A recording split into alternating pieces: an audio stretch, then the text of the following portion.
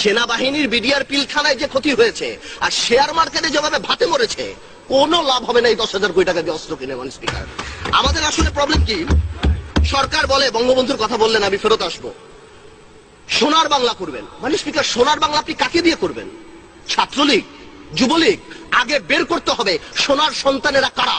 এই শ্রমিকেরা সোনার সন্তান। মাননীয় স্পিকার, যারা বিদেশে গিয়ে $25 বিলিয়ন পাঠায় বলে আমরা এখানে এসির বাতাস খাই। মাননীয় speaker, these are the golden labours of Bangladesh. আসলে আমাদের প্রবলেম কি? আমরা এদেরকে সম্মান করি না। যদি সম্মান করতাম তাহলে ভালোবাসতাম, আর যদি ভালোবাসতাম তার সাথে দায়িত্ববোধ আসতো। আপনি দেখুন, কয়েকদিন আগে নিমতলির ঘটনা ঘটেছে, কি লাভ হয়েছে? সেখানে এখনো সেই কেমিক্যাল বিক্রি হয়। কয়েকদিন আগে তাজরিন গার্মেন্টস এর অবস্থা হয়েছে, সেখানে কি হয়েছে? মাননীয় স্পিকার, এখনো কিন্তু গত পরশুদিন বিষাক্ত পানি খেয়ে মৃত্যুর সাথে পাঞ্জা লড়ছে 125 জন শ্রমিক। মাননীয় স্পিকার, আমাদের এটা উপলব্ধি করতে হবে যে এই শ্রমিকরাই মেড ইন বাংলাদেশকে ইনভেন্ট করেছে সারা বিশ্বে।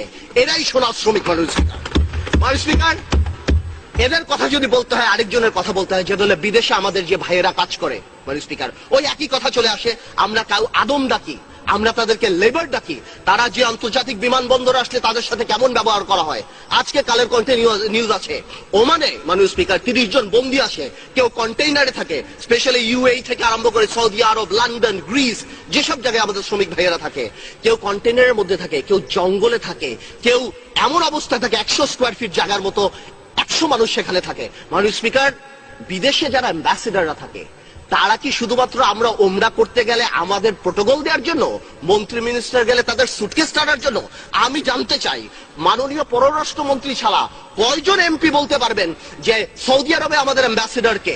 কয়জন বলতে পারবেন ইউএইতে আমাদের অ্যাম্বাসেডারকে? মাননীয় স্পিকার, ব্যুরোক্রেটিক আমলা বা এই টাইপের লোকদেরকে অ্যাম্বাসেডার যদি বানাই, আমি জানি, আমার মনে হয় বাংলাদেশের সবচেয়ে বড় পলিটিশিয়ানদের মন্ত্রীর পদমর্যাদা দিয়ে অ্যাম্বাসেডর বানানো উচিত এদের কাছে।